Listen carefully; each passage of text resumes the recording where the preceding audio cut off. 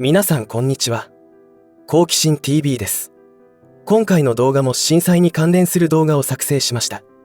11月5日というのは津波防災の日であったことをご存知だったでしょうか。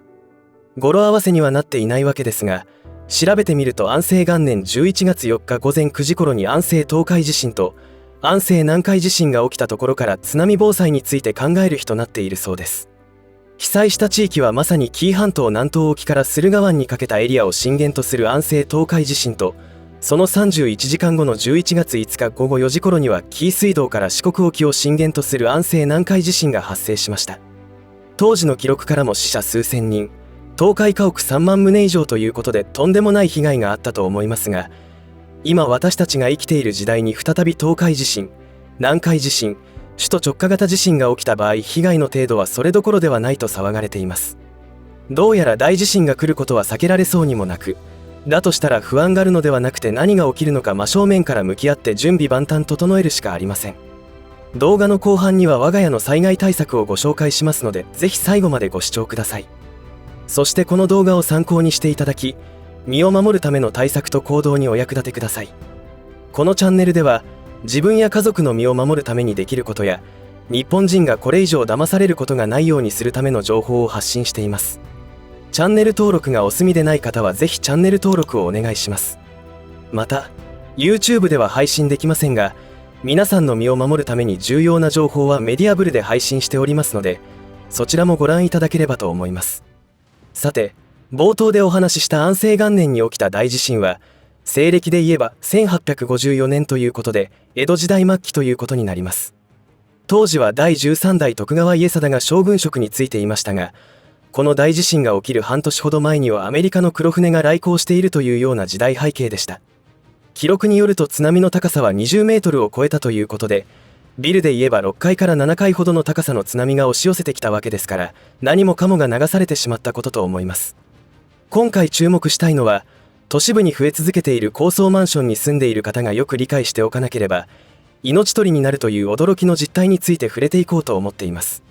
今現在政府が警告を発している地震といえば南海トラフ地震であり、首都直下型地震です。分かっていることをまとめてみると、1、30年以内にマグニチュード8以上の地震が 70% から 80% の確率で起きる。2、津波は34メートルの高さになり、沿岸部には3分で到達する。3、死者数は32万3000人、負傷者は62万3000人と予想。ということで、とんでもない事態に陥るというわけです。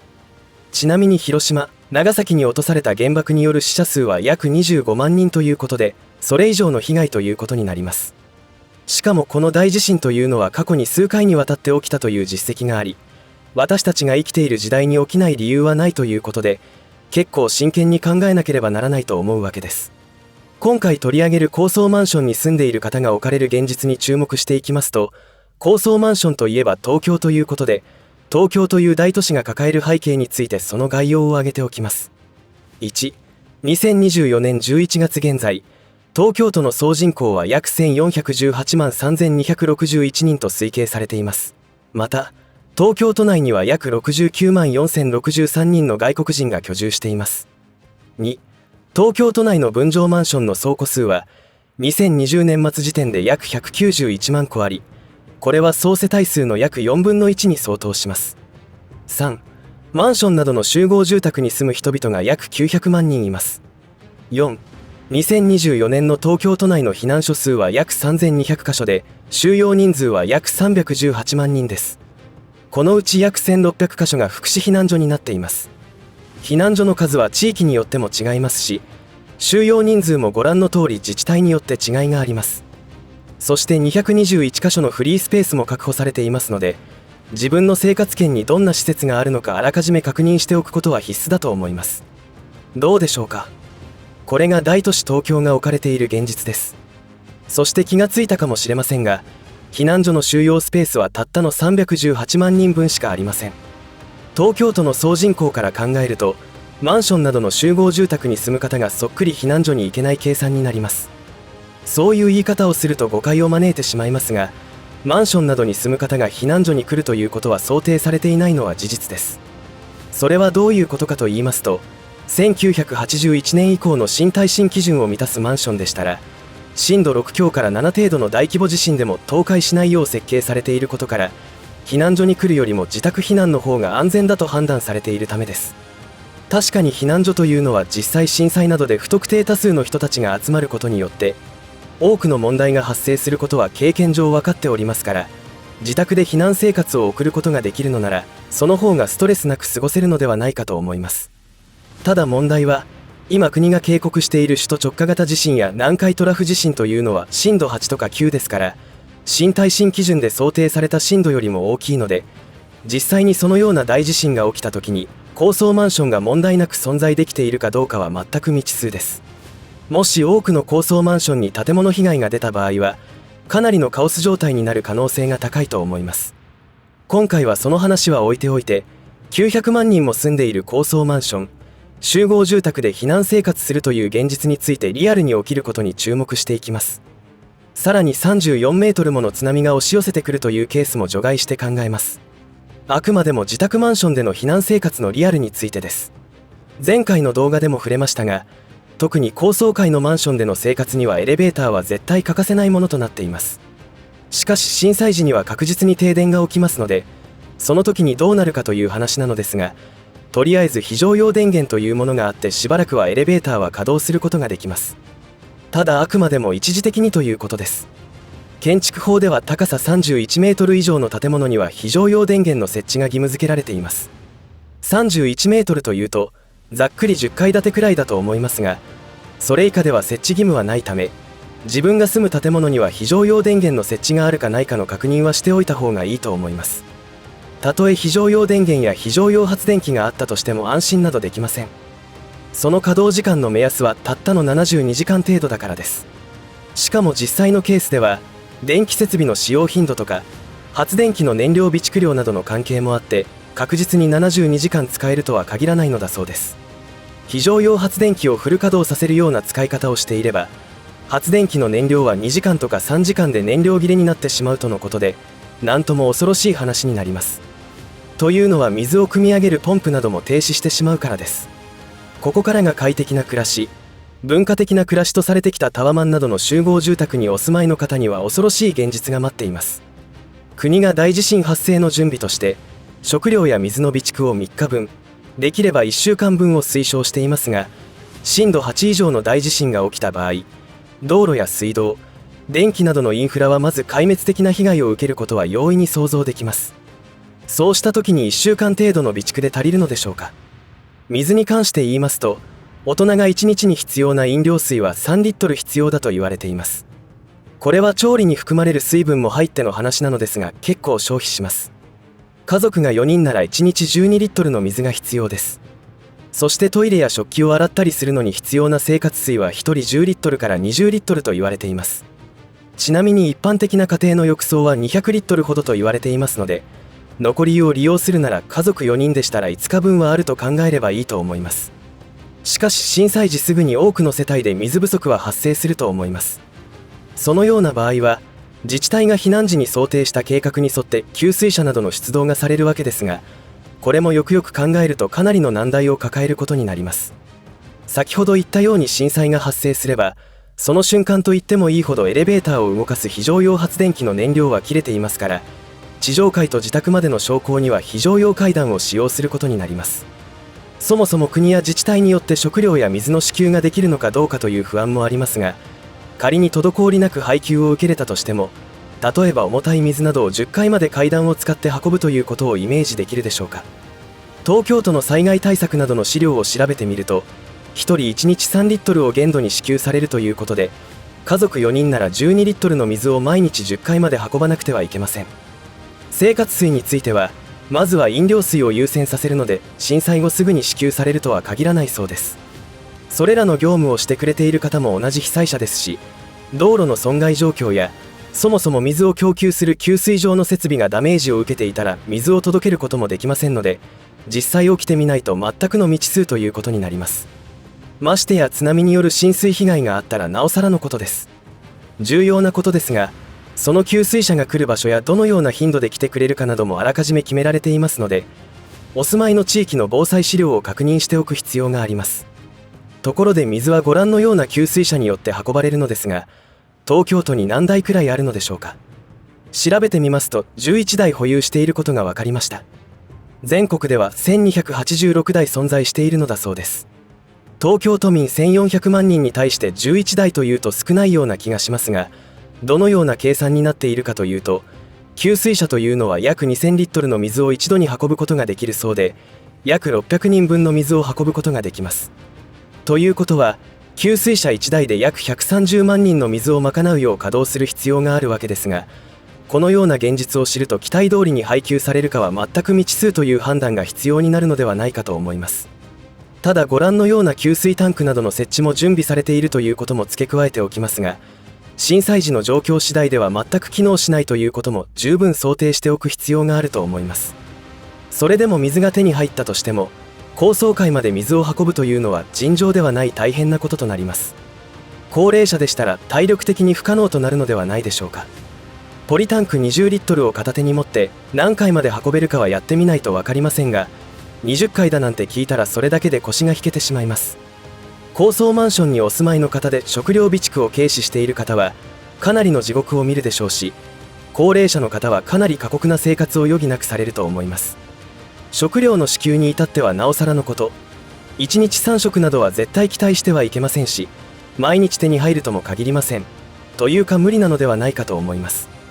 停電中ではマンションに限らず戸建てでもそうですが、トイレ問題が確実に発生します。水を送り出すポンプが稼働していないからです。そもそも大震災には下水管も破損しているため、どこかで汚水が噴き出し最悪な環境に陥っていることが想定されます。かといってトイレばかりは我慢するのは無理ですから、各自が準備しなくてはいけないと思います。避難所のトイレ事情は被災時の画像などを見ると目を覆いたくなるような光景を確認することができます。それだけでも文化的な生活を送ってきた者にとっては精神的に来てしまいます。ということで、我が家の震災対策準備品をご紹介させていただきます。まずは水ですが、これは備蓄用の長期保存ができるタイプではなく、普通に売っている2リットルのペットボトルです。賞味期限は2年ほどだと思いますが、3年とか4年経っても飲めるそうです。心配なら飲料水用から生活用水に格下げして備蓄すればいいと思います。ペットボトル容器表面から水分が蒸発して多少目減りはするものの問題ないということですから、我が家では大人3人分として2リットルのペットボトル200本を備蓄しています。つまり備蓄量400リットルというのは、3人家族が1日に消費する量は9リットルですから45日程度です。生活水の備蓄は特にしていなくて、お風呂の残り湯をなるべく貯めておくことをしています。今後は雨水を貯めておけるよう農業用の大きなポリ容器を導入しようかと思っています。我が家はマンションではありませんので、多少なりとも庭があるという状況なので、そのようなことが可能となっています。あと長期にわたる被災生活では確実に生活水に困りますから、橋桁の上から川の水を取水できるよう水中ポンプの購入と、その電源確保のためにカセットガスボンベで動く発電機も購入してあります。この発電機はかなりの優れもので、ガソリン発電機に比べて価格も安いし、燃料となるガソリンの保管は安全上問題がありますが、カセットボンベでしたら被災時の調理用にも使えますし、これからの季節の暖房器具としてカセットボンベで使えるストーブも購入してありますので一安心です。そして自宅が損壊し避難を余儀なくされる場合もあるでしょうから、携帯用の浄水器を人数分用意してありますし、普段車での移動が多いためどこで被災しても大丈夫にと型ダイン製の軍隊でも使用されている浄水器も購入してあります。そして最後はトイレです。トイレに関しては我が家には女性が2人いますから、そこら辺で用を足すというわけにもいかないということで、折りたたみ式のテントと尿を固める粉末、簡易便座も準備しています。もちろん固めたお物を入れるビニール袋はふんだんに購入してあります。あとトイレットペーパーの節約も考えて携帯用ウォシュレットの準備もしてあります。これは電動のものと手動のものとありますが、手動のものの方が電源の心配をしなくて済むのでいいかもしれません。高層マンションにお住まいの方はトイレに関しては要注意で、下水管が破損していた場合に上層階でトイレを使用すると下層階で詰まって噴き出すということもあるそうです。では地上階の仮設トイレに行けばいいかというと、その場合また非常階段を使った上り下りを余儀なくされます。トイレの旅にということになったら精神的にも肉体的にもきついので、簡易トイレの準備は絶対必要となります。いかがだったでしょうか。このようにいろいろなシナリオを考えて対策しようとすると、あれもこれもと非常にやることが多いことがわかると思いますし、経済的にもそこそこの負担が発生してしまいます。我が家は早めにそのような現実を認識できたので、毎月の厳しい家計の中から計画的に予算を捻出して準備に励んできました。まだまだ課題はあると思いますが、それでも計画に沿って準備をしています。大震災に関しては、私が子供の頃から騒いでいた割には全然起きていませんし、本当に来るのかという疑惑すら感じた時期はありましたが、それでも北海道や熊本、能登半島、東北地方などでは壊滅的な地震が起きているわけで、しかも能登半島地震などは起きる確率が 3% 未満であると言われていたにもかかわらず起きました。南海トラフ地震や首都直下型地震はもっと高い確率だと言われていますが起きないかもしれません。だからといって何の準備もしないというのは危険すぎます。そんな賭けをするメリットなどどこにもないと思いますので、ぜひあらゆることを想定した準備をしておくことをお勧めします。国や自治体が震災時の対策について準備をしてくれていることは、あくまでも予備的な保険と考えて、自分の身は自分で守るという意識が絶対必要になってくると思います。先ほども言いましたが、自治体職員も同じ被災者である可能性は高く、計画通りに担当者が業務を遂行できるとは限りません。やはり防災は一人一人が意識を高く持って対策しておくことが、助け合いもできる余裕につながるのではないかと思います。特に高層マンションだけでなく、低層マンションにお住まいだとしても、重たい水や食料を毎日階段を使って上り下りするのは体力的に困難になると思います。これから不動産を購入する方も万が一のことも考えて購入する必要があるでしょうし、すでにお住まいの方は十分な備蓄をしておくことを強くお勧めします。こうしている瞬間にも震災は発生するものです。もはや地震予知は科学的に不可能だとも言われていますので、それよりも日本各地で多発している地震から緊張感を持って生活することが大切だと思います。ぜひ大難を小難に変えることができるよう準備を整えていきましょう。この動画がご視聴者様の防災に対するマインド設定とその対策にお役に立てたらと思います。最後までお付き合いありがとうございました。以上で今回の話は終わりとしますが、皆さんの応援が次の動画作成の力になりますので、いいねボタン、チャンネル登録、通知設定をオンにしていただけると嬉しいです。また、コメント欄へのご意見、ご感想の書き込みもいただけたら励みになります。最後までご視聴ありがとうございました。好奇心 TV でした。